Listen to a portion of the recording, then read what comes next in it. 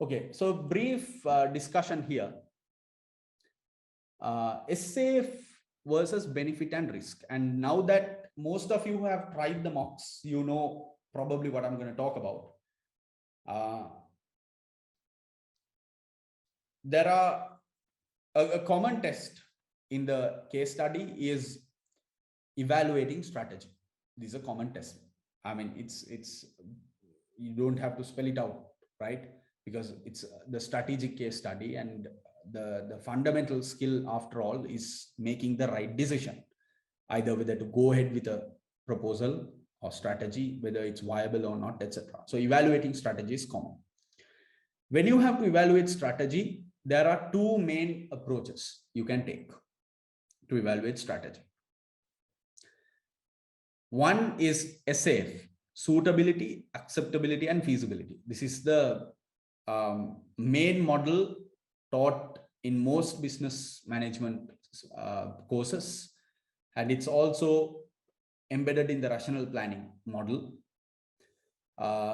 in strategic evaluation, in the step strategic evaluation, suitability, acceptability, feasibility. So that's one way. The alternate option is to analyze the benefits and the risks, benefits versus risks. So there are some questions where I get 10 answers, or the examiner gets 10 answers, and the question is quite open-ended. They've said, evaluate the strategy, no clear indication. Some students write benefit versus risk approach. You first write the benefits, you assess what's good about it, what's bad about it. You leave it at that. Some members or some students use the SAF framework, suitability, acceptability, feasibility.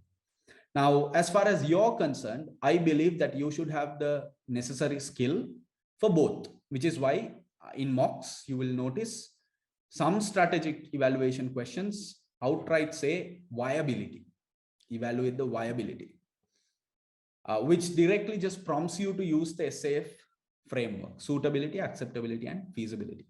And some strategic evaluation questions tell you to say evaluate the risks and the benefits, or benefits and the risks. So that's straight out asking you to take that approach. Why I do that is to get you familiar with both approaches. So that is the first thing. You want to be good at both. Now in the exam, it's a matter of firstly, you have to give priority to understanding the requirement, because when you look at a strategy, not all strategies are best evaluated through the SAF framework. Now, the benefit versus risk approach is a very common approach, and it's something that you can apply to any question overall, any question. Now, but SAF is not so. It's not something, because a strategy in itself can be something of it can be something as, as the nature of the strategy can be an acquisition. You're acquiring a new company, you're going ahead with a new product, you're trying to enter a new market, you're trying to invest in R&D. So there are different natures of various strategic initiatives. Some strategies, they relate to fundamentally the impact these strategies have to the company are purely from one or two angles of the operations. Say, for example, and also the stage of the strategy. The stage of the strategic consideration. That is it the initial discussion you're going to have on this strategy, or have you been talking about for 3 months and a lot of work has been done and you have all this information, and at this time are you going to evaluate this? So that depends on the context. Does the examiner using the reference material give you a lot of information about this? The examiner is talking about the finance aspect, the HR aspect, the organizational aspect. You're getting a lot of information there, so you have a lot to work with. So is it that, or are they just saying, okay, we can acquire a company like this, what do you think? Evaluate this as a strategy. So that's, we just have a prompt to say, okay, this is something we can consider. You can try to go to the US. Is it, how do I evaluate? Or someone say, you want to go to the US, this is the price of the ticket. You can go this way, you can go that way, you can go by ship. You can take your family, you cannot take your family. You have all this information. So that is also different consideration, because if you have a lot of information, and if the discussion, or if especially information, if you have a lot of information from all angles, SAF suddenly becomes viable, right? Because suitability, in terms of suitability, you have understanding of your strategy. So do you have, it's about, do you have enough information to evaluate whether that strategy is fit for our strategy? Has the examiner given you that information? Question number one. Second, are you aware, and do you have enough information of the impact to stakeholders?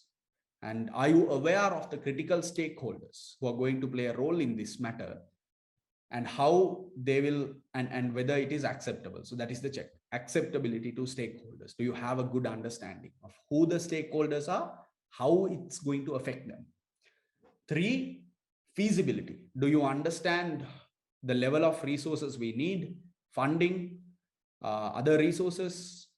Do you have a good understanding? Now, if all of that information is available, SAF becomes a viable option, because you can do a proper suitability, acceptability, feasibility check. But if not, you try to do a SAF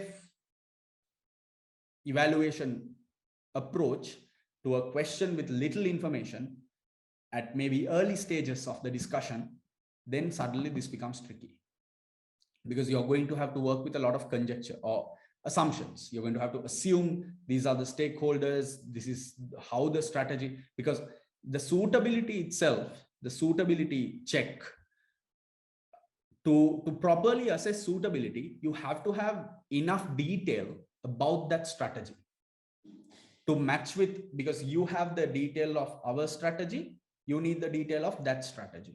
So if you have enough detail, you can match and understand and analyze in a detailed manner sufficiently to understand whether it's suitable or not. But without that, if it's just, shall we acquire real estate business? What do you think? Or evaluate this as a strategy. Okay, so it's pretty open-ended, and it's pretty very, very, very summarized. So it's very limited in that scope. You don't have a lot of detail about it. So what do? If you try to go ahead with SAF, you're gonna hit a roadblock.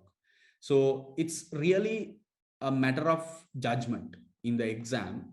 If you get a question to evaluate strategy, do you do it in the full-fledged SAF approach or the benefit and risk approach?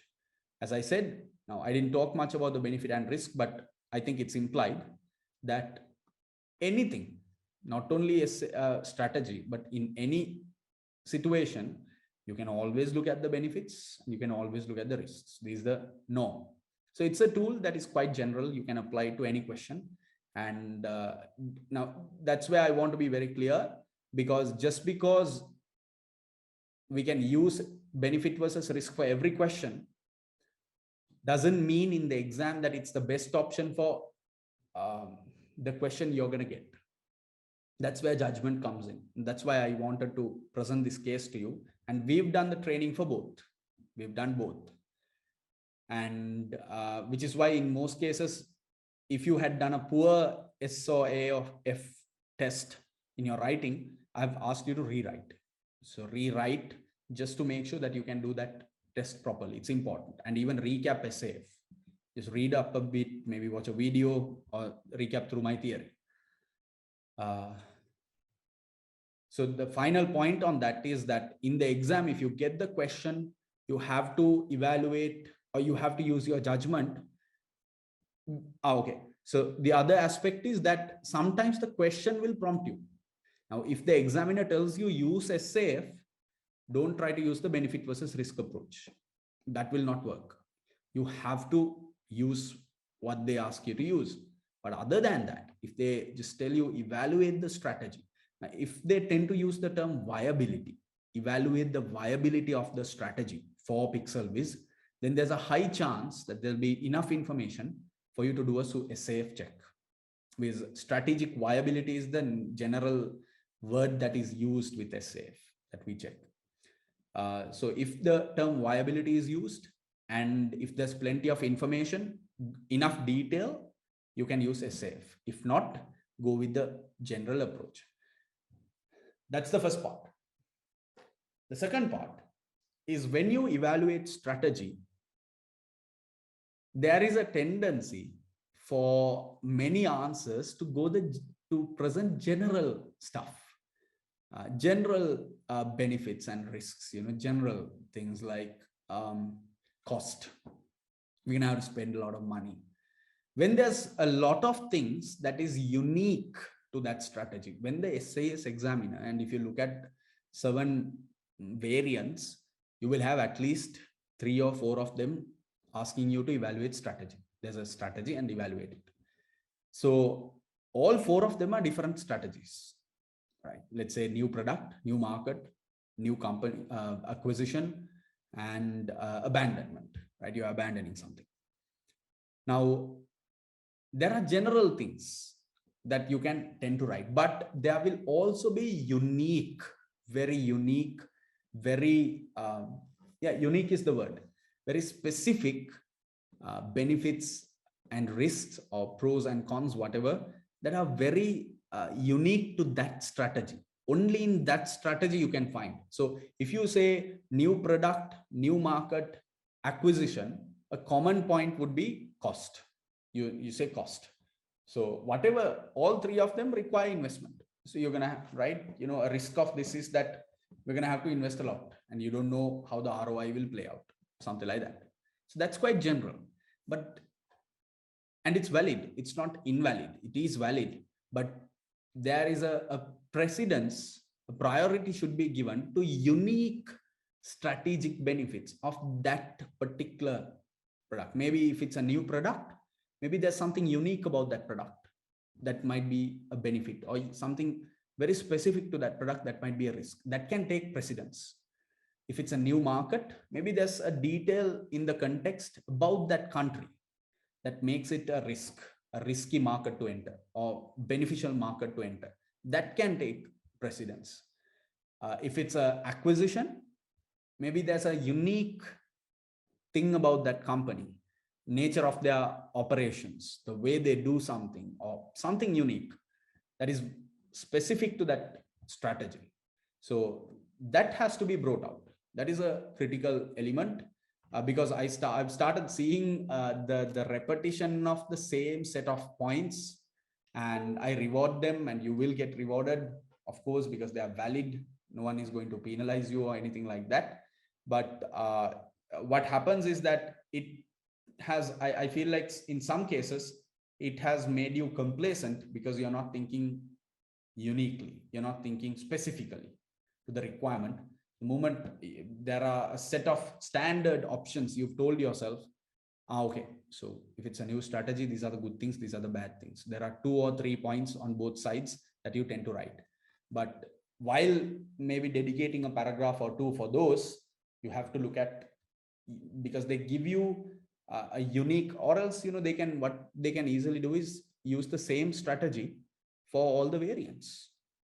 And what's the point if the real answer to that strategic evaluation is the same answer? However you ask it, you're going to get the same answers. But when you look at model answers, especially from the examiner, you realize none of those answers are the same. They start talking about the strategy uniquely, what that particular move offers to us, or what that particular move exposes us to.